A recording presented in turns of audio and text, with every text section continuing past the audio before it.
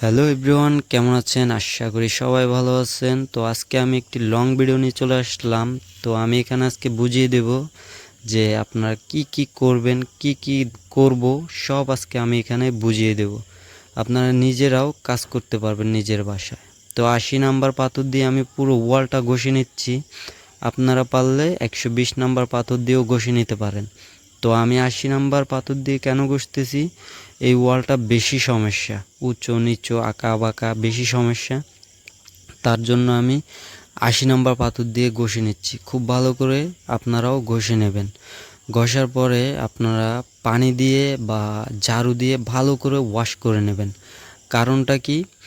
যে এখানে আপনার সিমেন্টের কেমিক্যাল, তারপরে ধুলোবালু, এগুলোর জন্য আপনার রঙটা লাস্টিং কম করে। তার জন্য ভালো করে ওয়াশ করে নেবেন।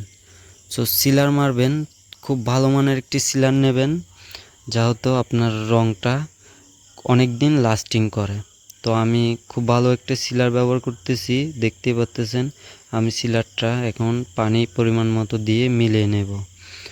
তো এখানে দেখতেছেন যে আমার সিলার মারা শুরু হয়ে গেছে। তো সিলারে বেশি পানিও দেবেন না, বেশি পাতলাও করবেন না, বেশি গাঢ়ও রাখবেন না, মিডিয়াম সাইজের রাখবেন, কারণ আপনার রঙের ফিনিশিংটা একটু ভালো হবে। তো আমি এখানে সিলার করার পরে আমি লাইন ফুডিং করব এখানে, যেটাকে বলে ওয়ালপট্টি। তো আপনারা দেখতে পাচ্তেছেন যে আমাদের দক্ষ মিস্ত্রিরা ওয়ালপট্টি করতেছে, একবারে সিলিং ওয়াল খুব ভালো করে ওয়ালপট্টি করে নিচ্ছি। কারণ আপনার এই লাইন ফুডিংটা করলে আপনার ওয়ালটা একবারে স্লিম থাকে, অসাধারণ একটি ডিজাইন হয়। তো আপনারা রংটার ফিনিশিংটা খুব ভালো আসবে। তো দেখতে পাচ্তেছেন যে এখানে আমি 120 নাম্বার পিপি দিয়ে এটাকে খুব ভালো করে ঘষবো।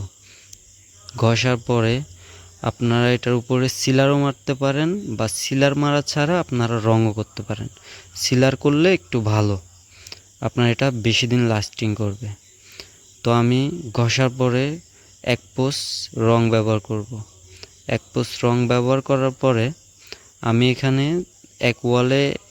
দুই ওয়ালে এক কালার দেব, আবার দুই ওয়ালে আরেক কালার দেব, একটা ডিজাইন হবে এখানে। তো আপনারা দেখতেই পাচ্তেছেন যে আমি এক ওয়ালে এক কালার আর এক ওয়ালে আরেক কালার দিতেছি। তো আপনাদের মতো আপনারা যেটা মন চায় ওটা দিতে পারেন। তো এখন আমি রঙের ব্যাপারে বলবো। রং হচ্ছে যে আপনি যেটা খুব ভালো ওটা নেবেন। আপনার লাক্সারি সিল করতে পারেন, তারপরে প্লাস্টিক পেন, ওয়েদার কোট, ডিস্টাম্বার। আপনার ওয়েদার কোটটা হচ্ছে বাইরের, আর প্লাস্টিক পেন, লাক্সারি, ডিস্টাম্বার এগুলো হচ্ছে ভিতরের। আপনি খুব ভালো যেটা ওটা করবেন। তো দেখতে পাচ্তেছেন যে লাক্সারি সিল করলে কি একটা এখানে আসে, দেখতে পাচ্তেছেন যে একবারে তেলতেলা হয়ে গেছে। ঠিক আছে, তেলতেলা হয়ে যাবে। আপনার যত ভালো